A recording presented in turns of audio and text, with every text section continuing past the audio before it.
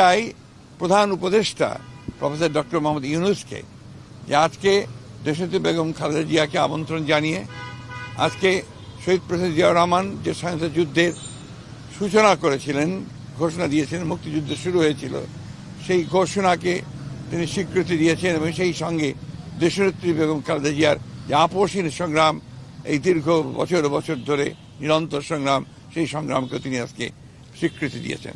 একই সঙ্গে বিগত 15 বছরে এই দেশে গণতন্ত্রের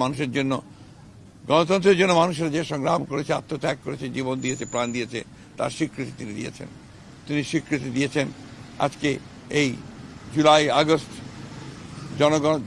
জনগণ এবং ছাত্রদের অভ্যুত্থানের মধ্য দিয়ে যে প্রাণগুলো চলে গেল তার স্বীকৃতি দিয়েছেন এবং এই গণ অভ্যুত্থানকে তিনি স্বীকৃতি দিয়েছেন।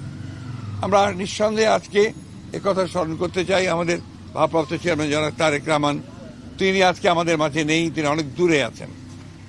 আজকে তিনিও সম্ভবত সবচেয়ে বেশি আনন্দিত দেশের মানুষের সঙ্গে, দেশপ্রেমিক সেনাবাহিনীর সঙ্গে, যে আজকে তাদের সবচেয়ে প্রিয় মানুষটি তার যে জায়গা, সেই জায়গায় তিনি যেতে পেরেছেন।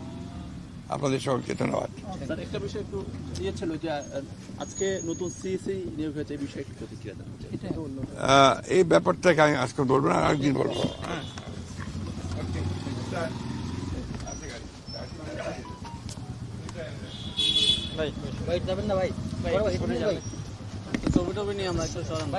এটা হচ্ছে জাতির জন্য একটা অত্যন্ত আনন্দের দিন, কারণ সবচেয়ে দেশপ্রেমিক যে মানুষ, যে নেত্রী, যিনি এই দেশের জন্য তার জীবনের সবচেয়ে বড় সময়টা দিয়ে দিয়েছেন গণতন্ত্রের জন্য, স্বাধীনতা সার্বভৌমত্বের জন্য, তাকে 12 বছর পরিকল্পিতভাবে এই সবচেয়ে দেশপ্রেমিক বাহিনী, সেনাবাহিনী, সশস্ত্র বাহিনী, তাদের থেকে দূরে করে রাখা হয়েছিল।